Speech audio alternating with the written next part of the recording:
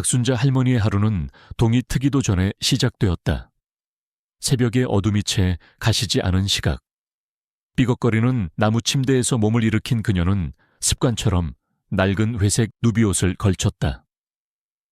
옷에서는 퀴퀴한 곰팡이 냄새와 오래된 종이 냄새가 섞여났다. 찬물로 대충 세수를 하고 나면 부엌 한편에 놓인 낡은 솥단지에서 어제 먹다 남은 식은 밥을 퍼냈다. 김치 한 조각과 밥 한 숟갈. 그것이 그녀의 아침 식사였다. 밥알을 새는 듯 천천히 씹는 그녀의 귓게는 벽에 걸린 낡은 벽시계에 초침 소리만이 또렷하게 울렸다. 똑딱, 똑딱. 그 소리는 마치 그녀의 고단한 삶의 리듬을 재촉하는 듯했다. 그녀의 작은 집은 마을 가장자리에 낡고 오래된 담벼락으로 둘러싸여 있었다.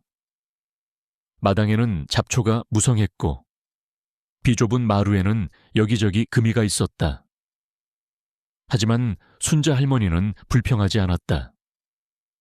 이곳은 그녀가 남편과 아이들과 함께 살았던 유일한 공간이었고 그녀에게는 무엇보다 소중한 안식처였다.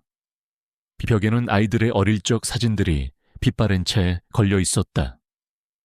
활짝 웃는 새아이의 얼굴은 순자 할머니의 마음속에 따뜻한 위안을 주었지만 동시에 깊은 쓸쓸함을 안겨주기도 했다.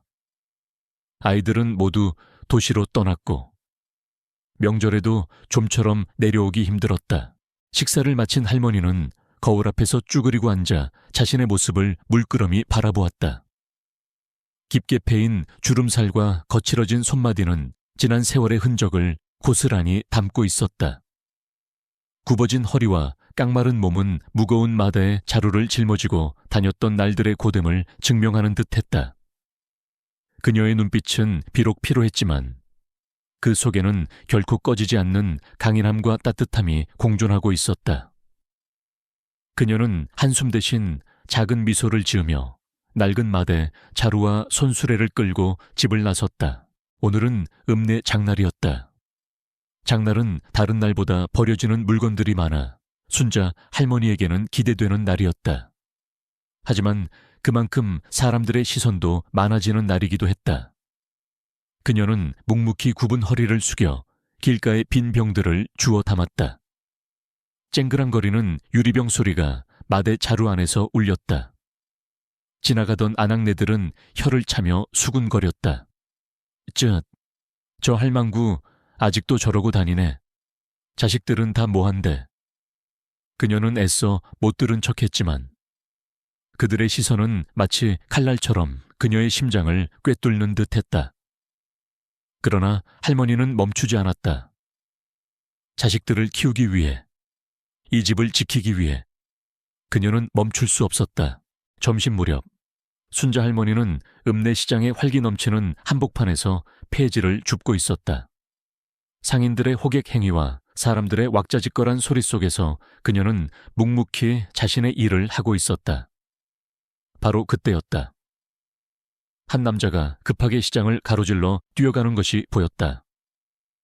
그는 고급스러운 양복을 입고 있었고 손에는 서류 가방을 들고 있었다. 분명 도시에서 온 사람 같았다. 남자가 그녀의 옆을 스쳐 지나가는 순간 그의 주머니에서 무엇인가 툭 떨어졌다. 검은색 가죽 지갑이었다. 순자 할머니는 본능적으로 지갑을 주었다. 묵직한 무게감이 느껴졌다. 분명 돈이 가득 들어있을 터였다. 그녀의 손은 지갑을 쥐고 잠시 멈칫했다. 이 돈이라면 당장이라도 쌓여있는 공과금을 내고 아이들에게 따뜻한 밥 한 끼를 해줄 수 있을 터였다. 심지어 겨울에 대비해 연탄 몇 장을 더 살 수도 있을 것이다. 잠시의 망설임.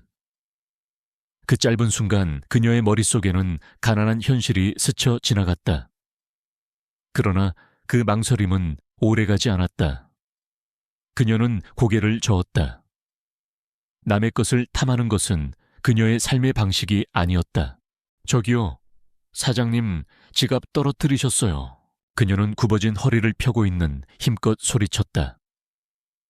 그녀의 목소리는 시장의 소음 속에 묻히는 듯 했지만 남자는 뒤를 돌아보았다. 순자 할머니는 흙 묻은 손으로 지갑을 움켜쥐고 남자에게 달려갔다. 그녀의 낡은 운동화는 바닥에 끌리는 소리를 냈다. 남자는 놀란 표정으로 그녀를 바라보았다. 그의 눈에는 의아함과 동시에 경계심이 서려 있었다. 이거 혹시 사장님 지갑 아니세요? 바닥에 떨어져 있었어요. 순자 할머니는 숨을 헐떡이며 지갑을 내밀었다. 남자는 지갑을 받아들더니 조심스럽게 안을 확인했다. 모든 것이 그대로 들어있었다. 현금 다발과 신용카드, 그리고 신분증까지. 그의 얼굴에 서려 있던 경계심은 곧 사라지고 그 자리에는 놀라움과 함께 깊은 감사의 빛이 스쳐 지나갔다. 그는 할머니의 낡은 옷차림과 손에 든 마대, 자루를 번갈아 보았다. 이런 여인이 선뜻 남의 지갑을 돌려준다는 것이 믿기지 않는 듯 했다. 아, 정말 감사합니다. 제가 미처 몰랐네요. 정말 큰일 날 뻔했습니다. 사례라도 해야. 남자는 지갑에서 5만 원짜리 몇 장을 꺼내려 했다. 하지만 순자 할머니는 손사래를 쳤다. 아니에요. 괜찮아요. 당연한 걸요. 어서 바쁘신 길 가세요. 그녀는 아무런 대가도 바라지 않고 돌아서려 했다. 남자는 그녀의 뒷모습을 한참 동안 바라보았다. 그의 이름은 김동현. 서울의 유명한 건설회사인 한울건설의 대표이사였다. 그는 처음으로 시골의 한 노팩에서 순수하고 꾸밈없는 선의를 느꼈다. 그의 마음속에는 깊은 감동과 함께 잊혀지지 않을 작은 그림자가 드리워졌다. 동현은 할머니가 자리를 뜨려는 순간 주머니에서 명함 한 장을 꺼내 떨어뜨렸다. 할머니는 그 소리를 듣지 못하고 이미 멀어져 가고 있었다. 동현은 차마 할머니를 다시 불러 세울 수 없었다. 그는 그 명함이 언젠가 할머니에게 작은 희망이 되기를 바라는 막연한 마음으로 그 자리를 떠났다. 순자 할머니는 다시 발걸음을 돌려 폐지를 줍기 시작했다. 그녀는 자신이 방금 어떤 거물급 인사를 만났는지, 그리고 그 만남이 앞으로 그녀의 인생에 어떤 거대한 파장을 몰고 올지 전혀 알지 못했다. 그녀의 손에는 여전히 흙먼지가 묻어 있었지만 그녀의 마음은 그 어느 때보다 가벼웠다. 그렇게 그녀의 고요하지만 고단한 하루는 저물어 가고 있었다. 그녀의 삶은 여전히 평범하고 단조로웠지만 작은 씨앗 하나가 이미 뿌려지고 있었다. 순자 할머니의 삶은 이전과 다를 바 없이 흘러갔다. 여전히 새벽부터 폐지를 줍고 낡은 집에서 홀로 끼니를 때웠다. 김동현 사장과의 만남은 그저 스쳐 지나가는 인연의 한 조각일 뿐이라고 생각했다. 그날 주었던 명함은 낡은 서랍 한 구석에 던져둔 채 잊혀졌다. 그녀에게 중요한 것은 오직 하루하루를 버텨내고 멀리 도시에서 살고 있는 세 자식들이 무탈하게 지내는 것이었다. 어느덧 여름이 지나고 쌀쌀한 가을 바람이 불어오기 시작할 무렵이었다. 순자 할머니는 여느 때처럼 마당에서 시들어가는 봉숭아꽃을 바라보고 있었다. 그때 대문 밖에서 낯선 인기척이 들렸다. 삐거기는 대문이 열리고 정장을 말끔하게 차려입은 세 사람이 그녀의 마당으로 들어섰다. 할머니는 눈을 가늘게 뜨고 그들을 바라보았다. 아들 민호, 딸 지연, 막내 서준이었다. 여매연히 민호가 가장 먼저 그녀에게 달려와 와락 끌어안았다. 순자 할머니는 반가움에 눈물이 핑 돌았지만 아이들의 얼굴에는 어딘가 모르게 수심이 가득했다. 지연은 초췌한 얼굴로 고개를 숙이고 있었고 서준은 잔뜩 풀이 죽은 채 벽만 바라보고 있었다. 아이고, 우리 애들 웬일이냐, 이렇게 한꺼번에 다 내려오고. 서울은 바쁠 텐데. 순자 할머니는 아이들의 마른 얼굴을 어루만지며 애써 밝은 목소리로 물었다. 그러나 아이들은 쉽사리 입을 열지 못했다. 잠시의 침묵 후 민호가 어렵게 입을 뗐다. 그의 목소리에는 깊은 한숨과 좌절감이 묻어 있었다. 어머니, 저 회사에서 잘렸어요. 갑자기 구조조정이라면서 민호의 말에 순자 할머니의 얼굴에서 웃음기가 사라졌다. 그녀는 멍하니 민호를 바라보았다. 민호는 그녀의 자랑이었다. 대기업에 취직해 번듯하게 회사 생활을 하고 있다고 늘 자랑했었는데 믿을 수 없는 소식이었다. 이어서 지연이 흐느끼기 시작했다. 엄마, 나 투자했던 거 다 날렸어. 사기당한 것 같아. 빚만 잔뜩 남았어. 지연의 눈에서는 굵은 눈물이 뚝뚝 떨어졌다. 그녀는 한때 잘나가는 사업가였다. 작은 옷가게를 시작해 제법 돈을 벌었다고 들었는데 그녀의 꿈도 산산조각 난 듯했다. 마지막으로 서준이 조용히 입을 열었다. 그의 목소리는 거의 들리지 않을 정도로 작았다. 저는 친구한테 돈 빌려줬다가 다 떼었어요. 제 전 재산인데 막내 서준은 아직 어린아이 같은 모습이었다. 그가 어렵게 모은 돈이 한순간에 사라졌다는 사실에 순자 할머니의 가슴은 찢어지는 듯했다. 세 자식의 연이은 불행 소식에 순자 할머니의 작은 집은 갑자기 깊은 절망감으로 가득 찼다. 마당에 드리워진 그림자처럼 그들의 삶에도 먹구름이 드리워진 듯했다. 얘들아, 그게 무슨 말이니? 다들 괜찮은 거니? 순자 할머니는 떨리는 목소리로 물었다. 그녀는 손에 쥐고 있던 봉숭아꽃 씨앗을 바닥에 떨어뜨렸다. 희망의 씨앗이 사라지는 듯한 기분이었다. 아이들은 고개를 떨구었다. 그리고 잠시 후 민호가 가장 중요한 이야기를 꺼냈다. 어머니, 사실 저희 셋이 진 빚이 너무 많아서 이 집마저 담보로 잡혀 있었어요. 이제 더 이상 버틸 수가 없어요. 곧 압류 딱지가 붙을 거래요. 청천벽력 같은 소리였다. 순자 할머니의 세상이 무너져 내리는 듯했다. 평생을 바쳐 지켜온 이 작은 집, 남편과의 추억이 깃들고 아이들을 키워낸 유일한 보금자리, 폐지를 주워본 돈으로 한 칸 한 칸 고쳐가며 버텨온 삶의 전부였다. 그 집마저 잃게 된다니 그녀는 도저히 상상할 수 없었다. 안 돼, 이 집은 안 돼, 내 새끼들. 이 집만은 절대로 안 된다. 순자 할머니는 거칠게 소리쳤다. 그녀의 눈은 갑자기 불타오르는 듯했다. 평소 온순하고 조용했던 그녀의 모습과는 전혀 다른 강렬한 결단력이었다. 아이들은 어머니의 갑작스러운 변화에 놀란 듯 그녀를 바라보았다. 그들의 어머니는 늘 조용하고 순종적인 분이셨지만 지금은 마치 거친 파도 앞에서도 꺾이지 않는 바위 같았다. 어머니, 하지만 방법이 없어요. 빚이 너무 많아서. 지연이 울먹였다. 그래도 이 집은 안 돼. 내가 어떻게든 해볼게. 너희들 걱정하지 마. 엄마가 어떻게든 이겨낼 거야. 그녀는 떨리는 손으로 아이들의 손을 잡았다. 그녀의 손은 거칠었지만 그 온기는 따뜻했다.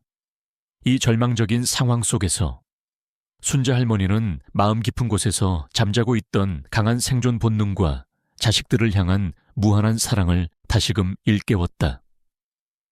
그녀는 더 이상 가난에 굴복하는 나약한 노파가 아니었다. 그녀는 자식들을 위해 싸울 준비가 되어 있었다. 밤늦도록 순자 할머니는 잠을 이루지 못했다.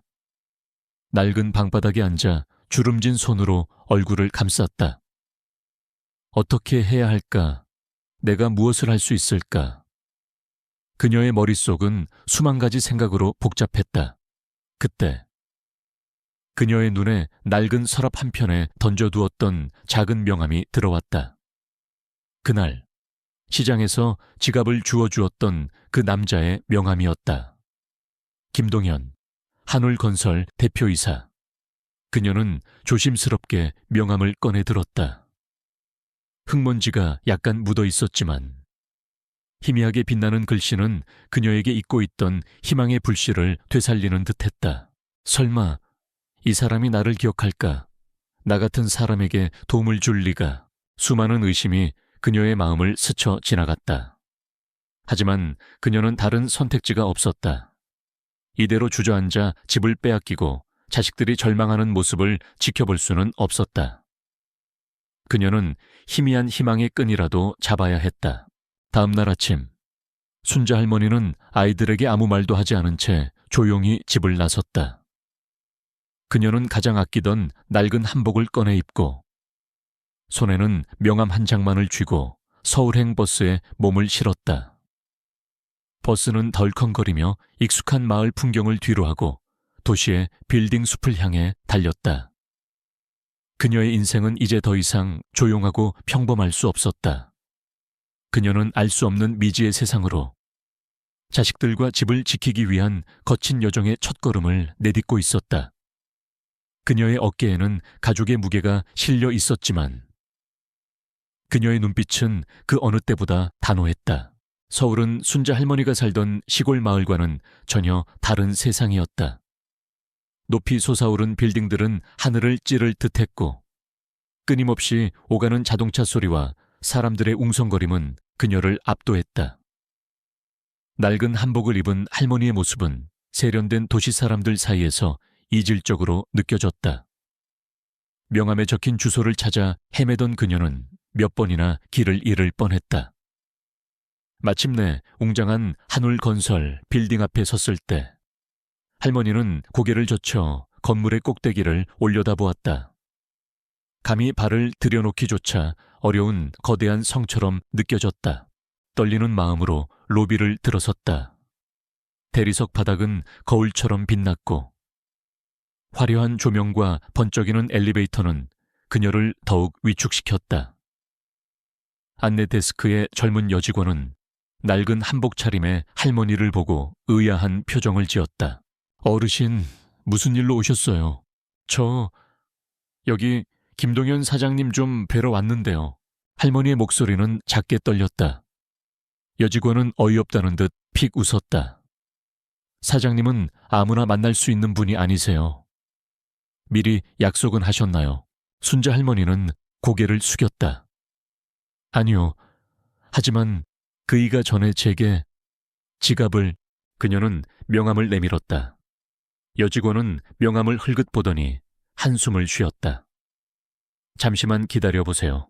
할머니는 로비 한쪽 의자에 앉아 초조하게 기다렸다. 그녀의 손은 주름이 가득했지만 굳게 깍지 낀 채 떨리고 있었다.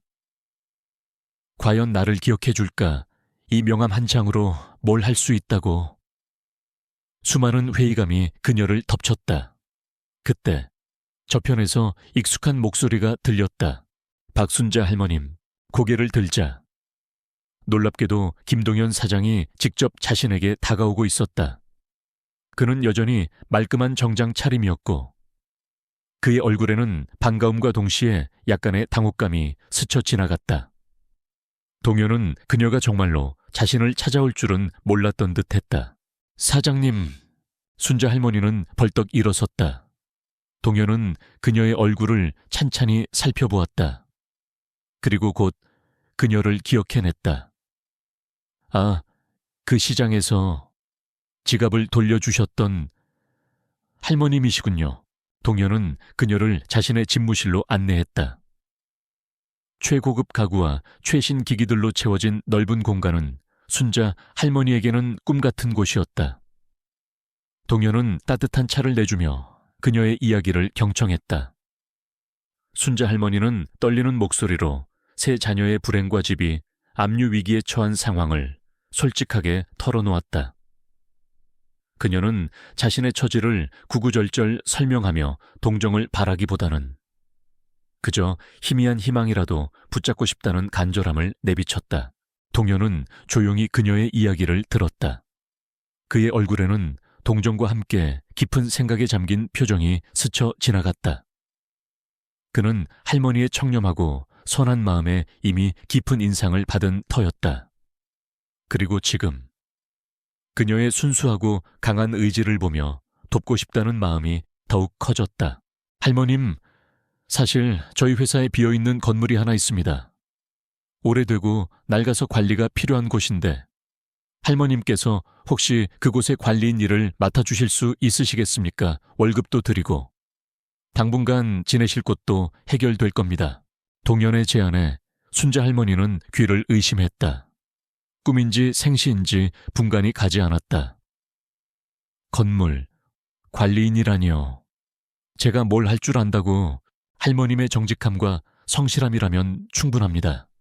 그리고 제가 할머님께 진 빚도 있고요. 그날 지갑을 찾아주신 건 제게 정말 큰 도움이었습니다. 동현은 진심으로 말했다. 그의 제안은 할머니에게 한 줄기 빛과 같았다. 적어도 당장 집을 잃을 위기에서는 벗어날 수 있었다. 순자 할머니는 감격에 겨워 눈물을 글썽였다.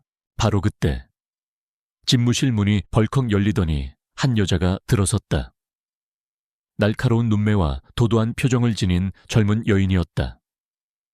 그녀는 바로 한울건설의 마케팅 이사이자 동현의 사촌 동생인 강수진 합지였다. 수진은 동현과 순자 할머니를 번갈아 보며 차가운 비웃음을 흘렸다. 대표님, 지금 뭐 하시는 겁니까? 회의 시간 다 됐는데. 저런 분을 여기로 데려와서 뭘 하시는 거죠? 수진의 목소리에는 명백한 경멸감이 담겨 있었다. 그녀는 순자 할머니의 낡은 옷차림과 촌스러운 외모를 대놓고 무시했다. 순자 할머니는 순간 몸이 움츠러들었다. 수진아, 잠시만. 이분은 박순자 할머님이시고 내가 좀 도와드릴 일이 있어서. 동현은 침착하게 말했다. 도와드릴 이료 대표님. 지금 회사에 굴러가는 문제가 얼마나 많은데 이런 잡다한 일에 시간을 쓰십니까? 게다가 이런 분을 회사 건물 관리인으로 들이신다고요. 무슨 경험이 있다고 폐지 줍는 게 전부 아니겠어요. 회사의 품격을 떨어뜨리는 일입니다. 수진은 거침없이 독설을 퍼부었다. 그녀는 평소에도 동현이 너무 감성적이고 비이성적이라며 불만을 품고 있었다. 특히 동현이 아무 연고도 없는 노파를 건물 관리인으로 고용하겠다는 제안을 듣자 그녀의 분노는 극에 달했다. 수진은 자신이 동현보다 더 유능하고 합리적이라고 생각했고 그의 경영 방식에 번번이 딴지를 걸곤 했다. 순자 할머니는 수진의 말에 얼굴이 붉어지고 수치심에 고개를 들 수 없었다. 그녀의 심장이 빠르게 뛰었다. 내가 감히 이런 곳에 올 자격이나 있나 하는 생각이 들었다. 그때 집무실 한 구석에 놓여있던 화분이 그녀의 눈에 들어왔다. 시들어가고 있는 난초였다. 동현이 난초에 신경 쓸 겨를이 없어 보였다. 순자 할머니는 자신도 모르게 자리에서 일어나 난초 화분으로 다가갔다. 그녀의 손이 조심스럽게 시든 잎사귀를 어루만졌다. 오랜 세월 자연 속에서 살아온 그녀는 식물의 생기를 읽는 것에 익숙했다. 그녀는 화분 흙을 만져보더니 고개를 갸웃했다. 사장님, 이 난초는 물이 너무 많아서 뿌리가 썩어가고 있네요. 햇빛도 잘 안 드는 곳에 뒀고요. 흙을 좀 갈아주고 통풍이 잘 되는 곳에 두면 다시 살아날 겁니다. 순자 할머니는 자신도 모르게 조용히 하지만 확신에 찬 목소리로 말했다. 그녀의 손은 능숙하게 시든 잎사귀를 정리하고 화분 주변에 죽은 흙을 털어냈다. 그녀의 움직임은 느렸지만 그 속에는 오랜 경험에서 우러나오는 전문가의 손길이 느껴졌다. 동현은 놀라서 할머니를 바라보았다. 그는 그 난초를 비싼 돈을 주고 사왔지만 바쁜 업무 때문에 제대로 돌보지 못해 거의 포기하고 있었다. 그런데 할머니의 말은 정확했다. 수진 또한 할머니의 예상치 못한 행동과 발언에 잠시 말을 잃었다. 그녀는 순자 할머니를 그저 무식한 시골 할머니로 치부했지만 그녀의 말에서는 범상치 않은 지식이 묻어났다. 할머님, 식물에 대해서도 아시는군요. 동현이 감탄하며 물었다. 네, 시골에서는 풀뿌리 하나도 귀하게 여겨야 살아남을 수 있었으니까요. 집 주변에 이것저것 키우다 보니 알게 됐습니다. 순자 할머니는 겸손하게 말했다. 그러나 그녀의 눈빛은 빛나고 있었다. 수지는 불쾌한 표정을 감추지 못했다. 그녀는 할머니의 작은 지식이 자신보다 뛰어나다는 사실을 인정하고 싶지 않았다. 설마 우연이겠지. 저런 늙은이가 뭘 안다고. 수지는 그렇게 생각하며 비웃음을 날렸다. 하지만 그녀의 마음속에는 순자 할머니에 대한 묘한 경계심이 싹트기 시작했다. 동현은 순자 할머니의 제안을 받아들였다. 그녀에게 오래된 건물의 관리인 자리를 맡기기로 최종 결정했다. 할머님, 그럼 오늘부터 저 폐건물의 관리를 맡아주시겠어요? 보수는 넉넉히 챙겨드리겠습니다. 그리고 난초도 잘 부탁드립니다. 동현은 미소를 지었다. 순자 할머니는 감격에 겨워 고개를 끄덕였다. 그녀는 자신에게 찾아온 기회를 놓치지 않을 것이라고 다짐했다. 수지는 콧방귀를 뀌며 사무실을 나섰다. 그녀는 곧바로 비서에게 지시했다. 저 박순자라는 노파에 대해 전부 조사해봐. 과거부터 현재까지 아주 사소한 것까지 놓치지 말고. 저런 시골 할머니가 김동현 대표의 눈에 든다는 건 뭔가 수상해. 분명 뭔가 숨기는 게 있을 거야. 수진의 눈은 음흉하게 빛났다. 그녀는 순자 할머니가 단순한 시골 노파가 아니라고 직감했다.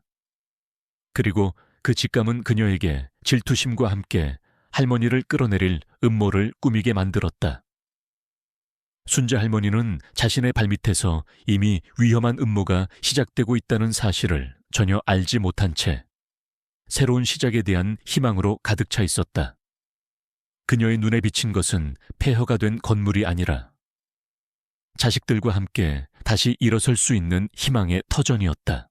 순자 할머니가 관리인으로 부임한 건물은 서울 변두리에 위치한 낡고 허름한 5층짜리 상가 건물이었다. 은하 상가라는 이름이 무색하게도 간판은 녹슬고 글자마저 희미해져 있었다.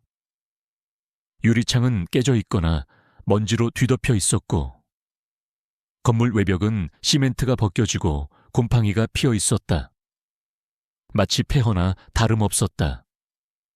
몇몇 점포가 입점해 있긴 했지만 대부분 문을 닫았거나 비어있는 상태였고 밤에는 노숙자들이나 동네 불량배들의 아지트가 되곤 했다. 이곳은 동현 사장이 수년간 골머리를 앓았던 골칫덩어리 건물이었다. 강수진 이사가 할머니를 이 건물로 보낸 것도 그녀가 결코 성공할 수 없을 것이라고 확신했기 때문이었다. 순자 할머니는 건물을 둘러보며 깊은 한숨을 쉬었다. 이곳은 그녀가 예상했던 것보다 훨씬 더 심각했다. 곳곳에서 지린내가 났고 벽에는 낙서가 가득했다. 천장에서는 물이 새고 있었고 낡은 전등은 깜빡거리다 꺼지기 일쑤였다. 그녀의 세 자녀, 민호, 지연, 서주는 어머니가 이곳에서 일하게 되었다는 소식을 듣고 찾아왔다가 건물 상태를 보고 경악했다. 어머니, 이게 뭐예요? 이런 곳에서 어떻게 지내세요? 게다가 이걸 어떻게 다 고쳐요? 그냥 저희랑 같이 살아요. 제발. 지연이 울먹이며 말했다. 민호와 서준도 고개를 젓거나 한숨을 쉬며 절망적인 표정을 지었다. 그들은 어머니가 고작 이런 곳에서 고생하는 것을 원치 않았다. 하지만 순자 할머니의 눈빛은 단호했다. 아니다. 괜찮다. 이 정도는 아무것도 아니야. 엄마는 너희들을 위해서라면 무엇이든 할 수 있어. 그녀는 주저앉아 낙서를 지우기 시작했다. 그녀의 결의의 참모습에 자녀들은 더 이상 말릴 수 없었다. 그들은 걱정스러운 눈빛으로 어머니를 바라볼 뿐이었다. 그들은 아직 어머니의 숨겨진 능력과 끈기를 제대로 알지 못했다. 강수진 이사는 순자 할머니를 시험하기 위해 매주 사람들을 보내 건물을 점검하게 했다. 사실상 할머니를 감시하고 꼬투리를 잡아 해고할 빌미를 찾는 것이었다. 수진이 고용한 건물 관리 전문가라는 젊고 건방진 남자는 할머니를 볼 때마다 비웃음을 날리며 트집을 잡았다. 할머니, 이거 보세요. 여기 벽이 또 벗겨졌네요.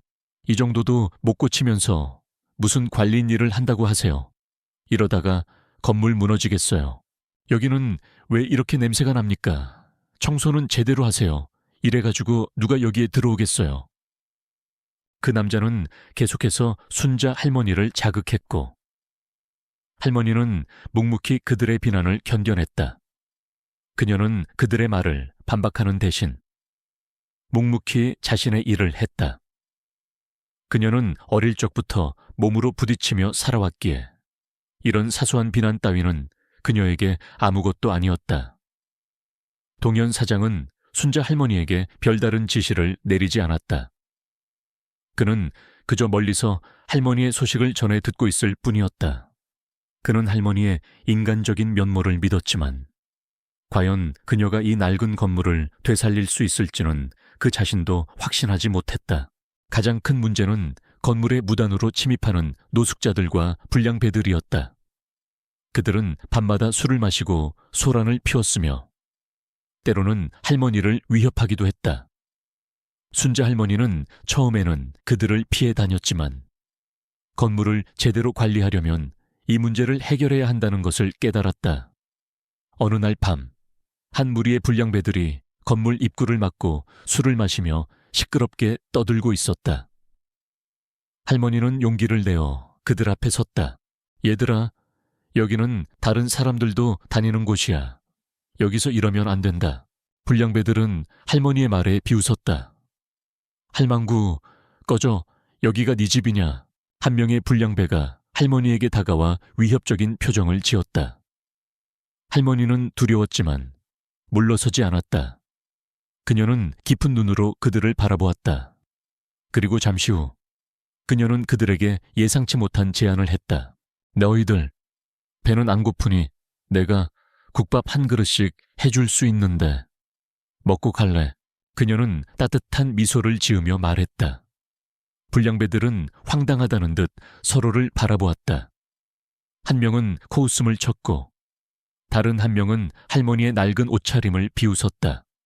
하지만 그녀의 눈빛 속에서 알 수 없는 진심이 느껴졌다.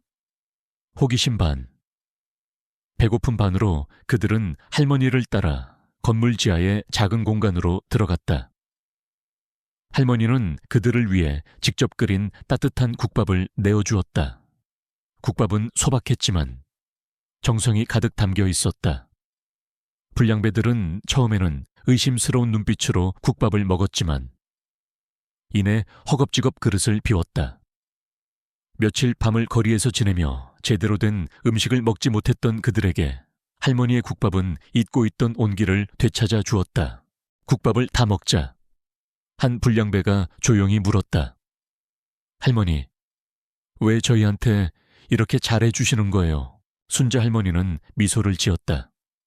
너희도 다 누군가의 귀한 자식들이 아니겠니? 배고픈 건 서러운 거니까. 그녀는 그들에게 자신의 이야기를 들려주었다. 폐지를 주어 세 자녀를 키웠던 이야기, 그리고 지금 이 건물을 살리기 위해 노력하는 이야기. 그녀의 진심 어린 이야기에 불량배들의 얼굴에는 미묘한 변화가 나타났다. 그들은 처음으로 그녀를 경멸스러운 노파가 아닌 힘든 삶을 살아가는 한 인간으로 보게 되었다. 이튿날, 놀라운 일이 벌어졌다. 어제 할머니에게 국밥을 얻어먹었던 불량배들이 다시 건물로 찾아왔다. 그들은 빈손으로 오지 않았다. 몇몇은 낡은 청소 도구를 들고 왔고 또 다른 몇몇은 깨진 유리창을 고칠 도구를 들고 왔다. 할머니, 저희가 좀 도와드릴게요. 이 건물이 깨끗해야 노숙자들도 안 들어올 거 아니에요. 그들은 어색하게 웃으며 말했다. 순자 할머니는 눈시울이 붉어졌다. 그녀의 진심이 통했던 것이다. 그녀는 그들과 함께 건물을 청소하고 망가진 곳을 고치기 시작했다. 불량배들은 의외로 손재주가 좋았고 할머니의 지시에 따라 묵묵히 일을 도왔다. 그들의 존재는 더 이상 위협이 아니라 할머니의 든든한 조력자가 되어주었다. 하지만 이것은 시작에 불과했다. 강수진 이사는 순자 할머니가 예상외로 선전하는 것에 분노했다. 그녀는 더욱 강한 압박을 가하기 시작했다. 다음 달 말까지 이 건물의 공실률을 절반 이하로 줄이고 최소 2군데 이상 새 점포를 유치하지 못하면 계약은 파기될 겁니다. 수진은 동현 사장의 비서실을 통해 할머니에게 공식 통보를 보냈다. 이것은 명백히 불가능한 미션이었다. 한 달 안에 낡은 폐건물에 새로운 세입자를 유치하는 것은 거의 기적에 가까운 일이었다. 강수진은 할머니가 이 미션을 절대로 성공하지 못할 것이라고 확신했다. 그녀는 할머니를 공개적으로 망신 주고 동현 사장의 눈밖에 나게 만들 계획이었다. 순자 할머니의 세 자녀는 이 소식에 다시 절망했다. 어머니, 이건 불가능해요. 그냥 포기하고 돌아와요. 하지만 할머니는 고개를 젓지 않았다. 그녀의 눈빛은 흔들림이 없었다. 그녀는 그날 밤 낡은 방에서 곰곰이 생각했다. 한 달 뭘 할 수 있을까? 그녀는 잠시 손에 흙이 묻은 채 발견했던 김동현 사장의 명함을 다시 꺼내보았다.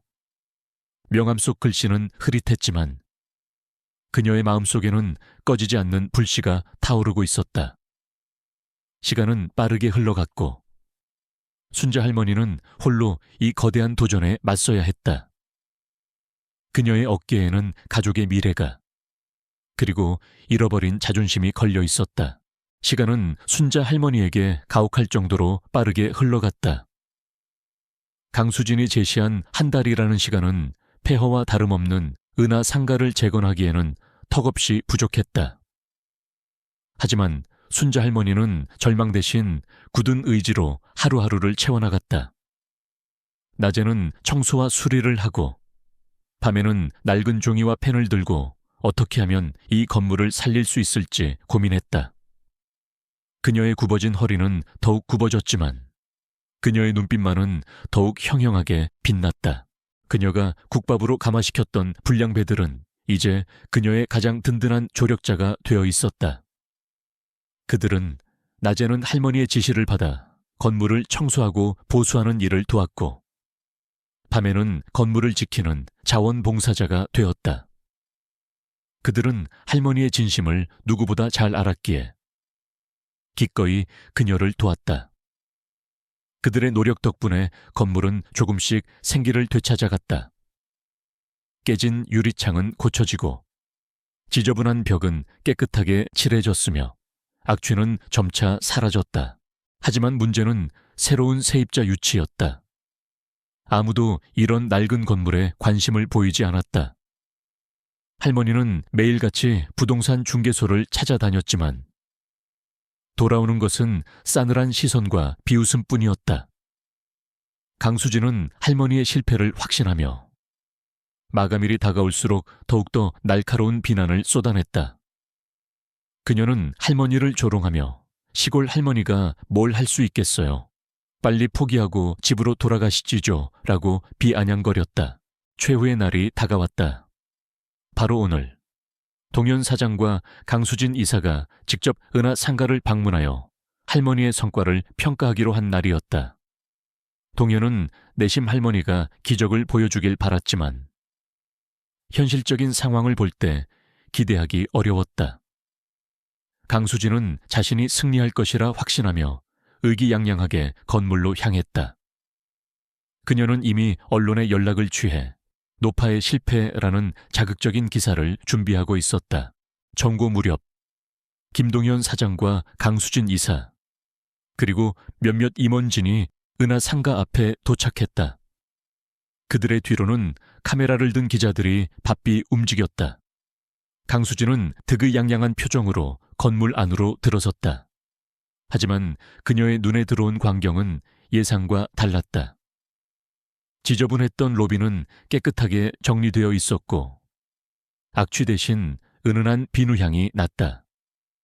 천장에서는 새로운 LED 전등이 환하게 빛나고 있었다. 이게 무슨... 강수진은 믿을 수 없다는 듯 눈을 비볐다. 그때 순자 할머니가 건물 깊숙한 곳에서 나타났다. 그녀는 땀으로 범벅된 작업복 차림이었지만 그녀의 눈빛은 그 어느 때보다 빛나고 있었다. 그녀의 뒤로는 전에 불량배였던 젊은이들이 깔끔한 옷차림으로 서 있었다. 그들은 이제 건물 관리 보조원처럼 보였다. 어서 오세요. 사장님, 이사님. 순자 할머니는 허리를 굽혀 인사했다.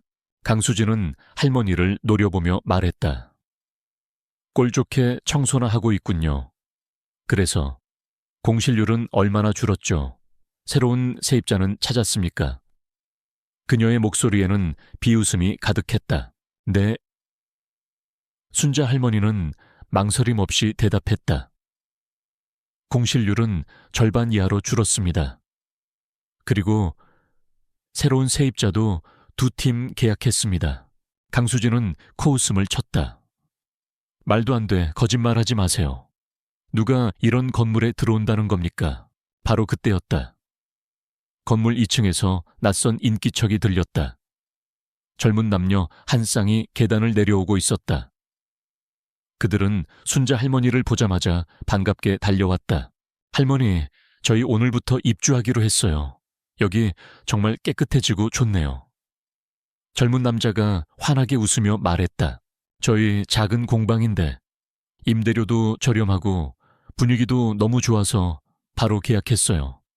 할머니 덕분이에요. 젊은 여자가 덧붙였다. 강수진은 충격받은 표정으로 그들을 바라보았다. 그녀는 믿을 수 없다는 듯 순자 할머니를 노려봤다. 이건 당신이 미리 짜고 친 사기 아니야. 이사님, 말이 너무 심하시네요. 저분들은 저희가 직접 계약한 세입자들입니다. 동현이 나서서 할머니를 변호했다. 그는 할머니의 놀라운 성과에 감탄하며 미소를 지었다. 강수진은 분노에 휩싸였다. 그녀는 자신의 패배를 인정할 수 없었다. 그녀의 눈에 광기가 서렸다. 이래서는 안 돼. 내가 이 노파를 여기서 몰아내야 해. 그녀는 갑자기 주변을 둘러보더니 건물 한쪽 구석에 놓인 낡은 정이 배전반을 발견했다. 배전반 뚜껑은 열려 있었고 낡은 전선들이 복잡하게 얽혀 있었다. 그녀는 순간 악마 같은 미소를 지었다.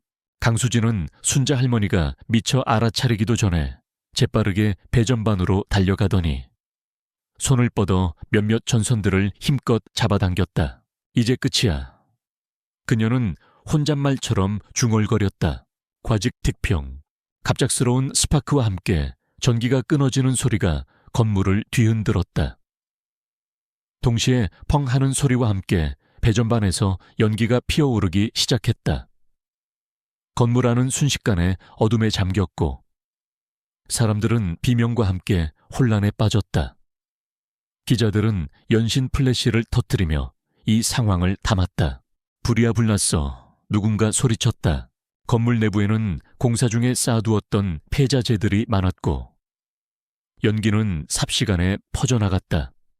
사람들은 출구로 향해 우왕좌왕했고 강수진은 자신의 행동에 경악하면서도 할머니가 이 상황을 수습하지 못할 것이라고 생각하며 비열한 미소를 지었다.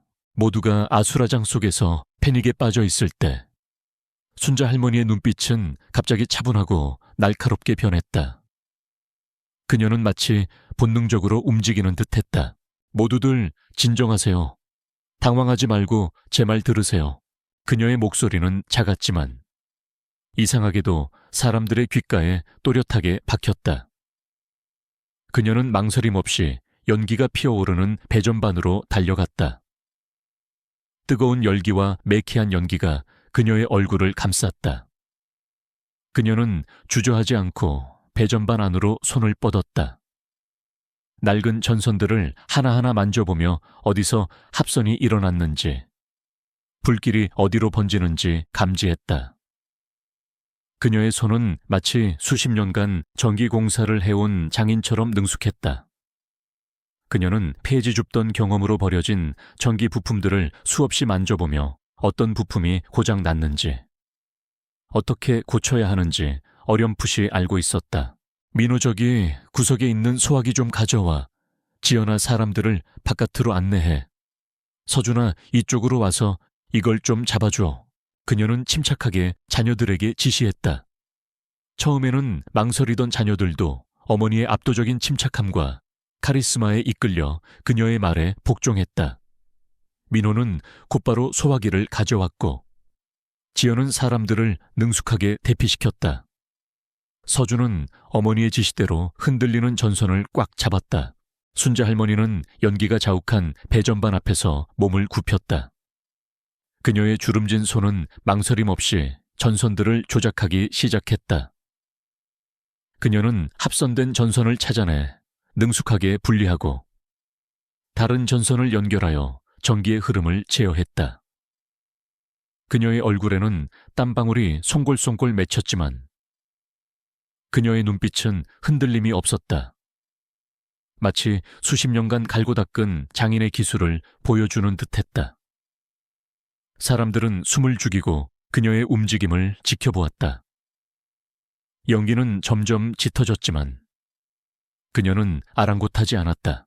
그리고 마침내 극적인 순간, 그녀의 손이 마지막 전선을 연결하는 순간이었다.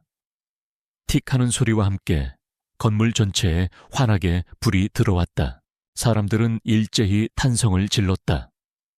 어둠 속에 갇혀 있던 건물은 다시금 빛을 되찾았다. 순자 할머니는 비틀거리며 배전반에서 물러섰다. 그녀의 얼굴은 연기에 그을리고 땀으로 범벅이 되어 있었지만 그녀의 표정은 승리감으로 빛나고 있었다. 뒤이어 민호가 가져온 소화기로 잔불이 진압되면서 화재는 완전히 진압되었다. 김동현 사장은 할머니의 놀라운 침착함과 능력에 말을 잃었다. 그는 할머니가 단순히 선량한 노파가 아니라 위기 상황에서 빛을 발하는 비범한 재능을 지녔다는 사실을 깨달았다. 그는 할머니의 손을 잡고 진심으로 감사 인사를 전했다. 할머님, 정말 대단하십니다. 어떻게 이런 일을. 강수진 이사는 그 자리에 얼어붙은 듯 서 있었다. 그녀의 얼굴은 창백하게 질렸고 입은 벌어진 채 다물어지지 않았다. 그녀가 꾸민 음모는 완벽하게 실패했고 오히려 순자 할머니의 진정한 능력을 만천에 드러내는 계기가 되었다. 그녀의 눈에는 질투와 함께 깊은 공포가 서렸다. 이 노파는 자신이 생각했던 것보다 훨씬 더 위험한 존재였다. 현장에 있던 기자들은 앞다투어 카메라 플래시를 터뜨렸다. 그들은 폐지를 줍던 노파가 불타는 건물에서 영웅적인 행동을 했다는 사실에 흥분했다. 그들의 기사는 다음날 신문 한 면을 장식할 터였다. 사람들은 할머니를 향해 환호했고 그들의 얼굴에는 경멸 대신 경외심과 존경심이 가득했다. 순자 할머니는 더 이상 시골에 폐지 줍는 할머니가 아니었다. 그녀는 어둠 속에서 빛을 밝힌 영웅이었다. 그녀의 이름은 이제 많은 사람들의 입에 오르내리며 그녀의 삶은 극적으로 뒤바뀌기 시작했다. 화재를 진압하고 건물의 전기를 복구시킨 순자 할머니의 이야기는 삽시간에 서울 전역으로 퍼져나갔다. 언론은 폐지 줍던 할머니, 불타는 건물에서 영웅으로 거듭나다라는 자극적인 헤드라인으로 그녀의 이야기를 대서특필했다. 그녀의 용기와 침착함, 그리고 위기 대처 능력은 모든 사람들에게 깊은 감동을 주었다. 이 사건으로 가장 큰 타격을 입은 사람은 다름 아닌 강수진 이사였다. 그녀가 배전반을 고의로 손상시켰다는 사실이 밝혀진 것이다. 현장에 있던 몇몇 기자들이 그녀의 수상한 행동을 목격했고 건물 CCTV에도 그녀가 배전반으로 다가가는 모습이 선명하게 찍혀 있었다. 김동현 사장은 내부 조사를 통해 강수진의 모든 악행을 밝혀냈다. 그녀는 순자 할머니를 해고시키기 위해 고의적으로 화재를 유발하려 했고 그 과정에서 회사 건물에 막대한 손해를 입힐 뻔했다.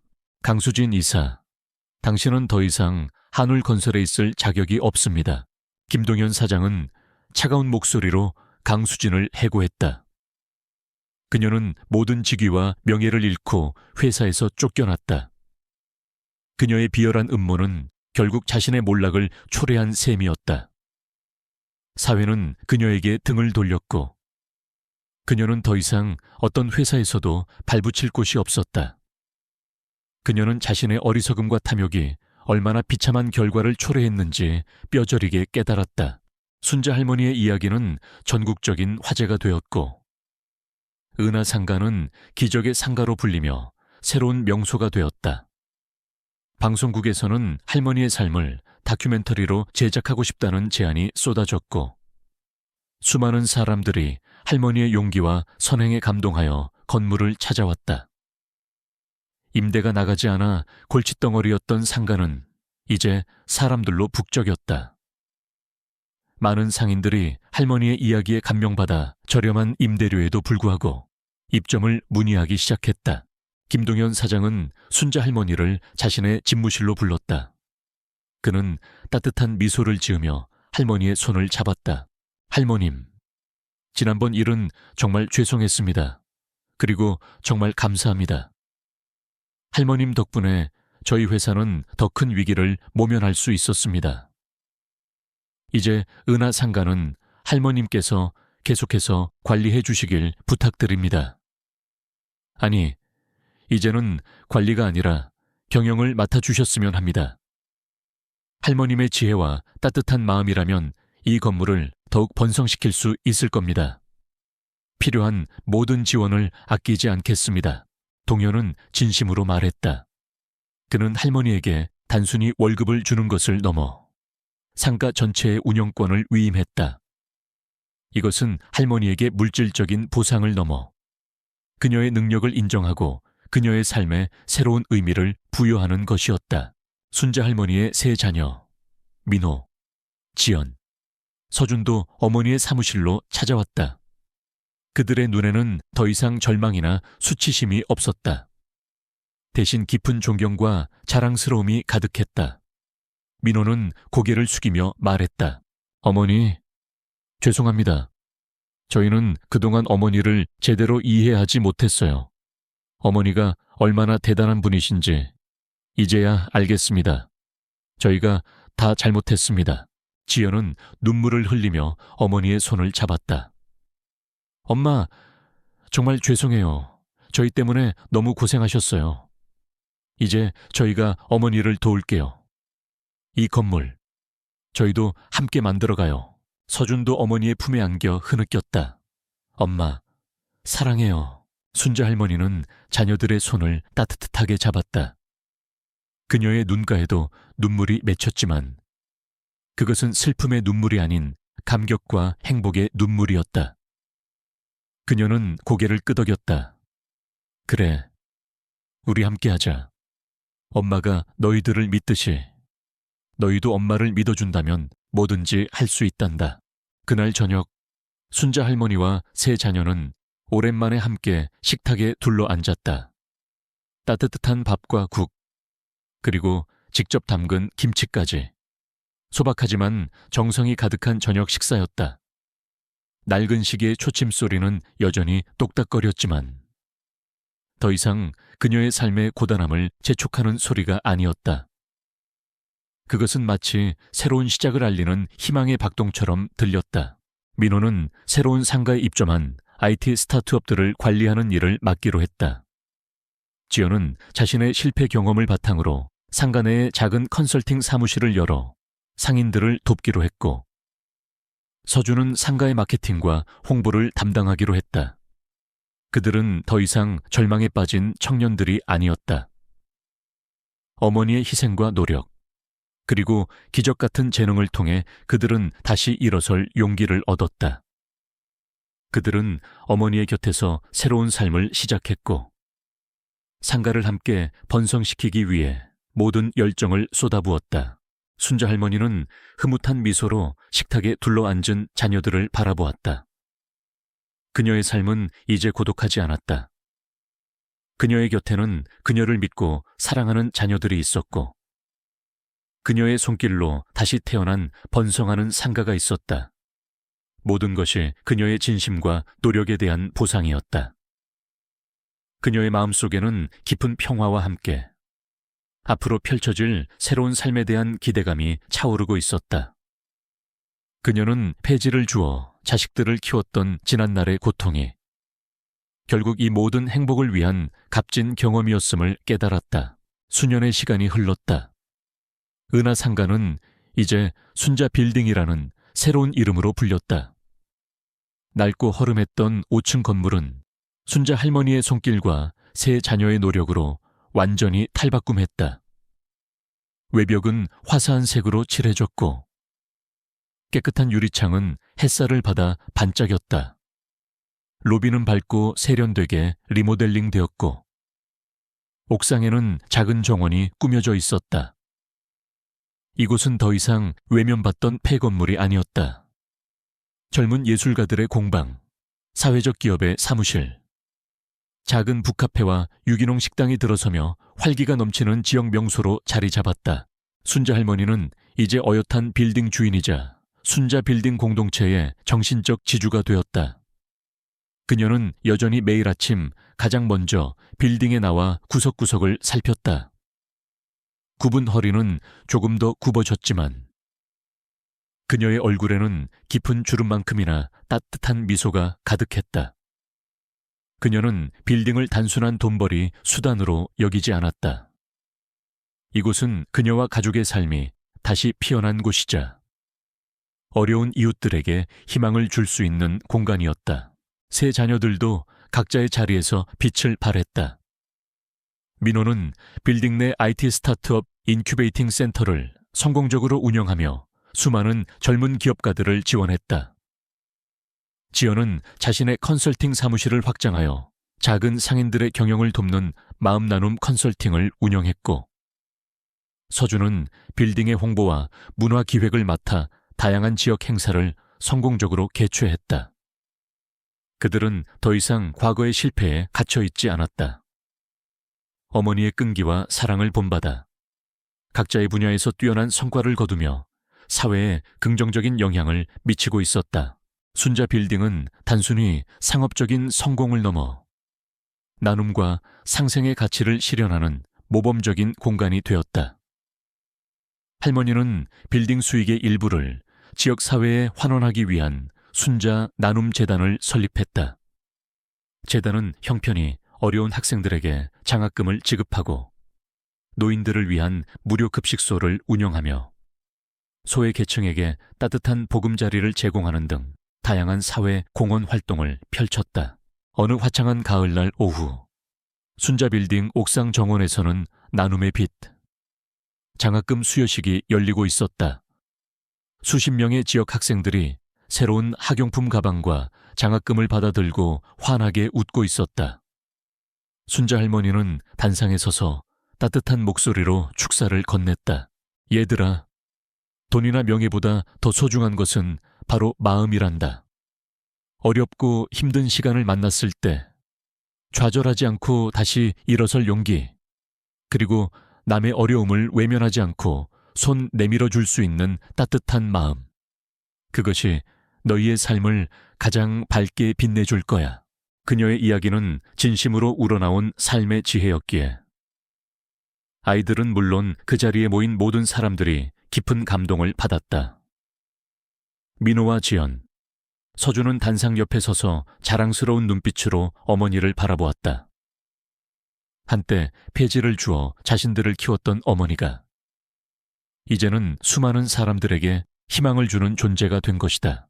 수여식이 끝난 후 순자 할머니는 옥상 정원을 거닐었다. 그녀가 직접 가꾼 화초들이 푸르게 자라나 싱그러운 향기를 풍겼다. 그녀의 곁에는 김동현 사장이 서 있었다. 그는 여전히 할머니를 깊이 존경하고 있었다. 할머님, 정말 대단하십니다. 할머님 덕분에 저도 많은 것을 배웠습니다. 돈으로는 살 수 없는 가치들을요.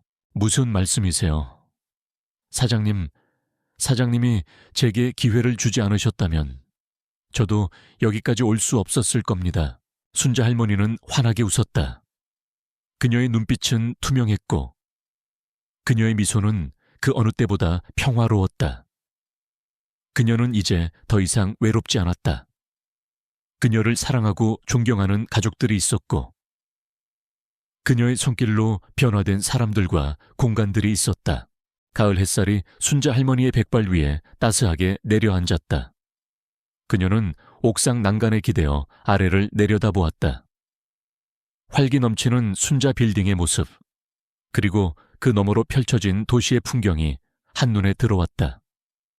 그녀의 삶은 폐지 줍던 작은 길거리에서 시작되었지만 이제는 수많은 사람들에게 빛과 희망을 주는 거대한 나무가 되어 있었다. 그녀는 깊은 숨을 들이쉬며 생각했다. 이것이 바로 내가 바라던 삶이었다. 내 아이들이 행복하고 나 또한 다른 사람들에게 도움이 될 수 있는 삶. 저 멀리 그녀가 예전에 폐지를 주어 돈을 벌었던 시장 골목이 희미하게 보였다. 그곳은 이제 더 이상 그녀에게 고통의 상징이 아니었다. 오히려 그녀를 이 자리까지 이끌어준 소중한 시작점이었다. 순자 할머니는 조용히 눈을 감았다. 그녀의 마음속에는 따뜻한 평화와 함께 앞으로도 계속될 선한 영향력에 대한 희망이 가득했다. 그리고 그녀는 알고 있었다. 이 세상의 모든 역경 속에서도 진심과 선의는 결국 아름다운 기적을 만들어낸다는 것을.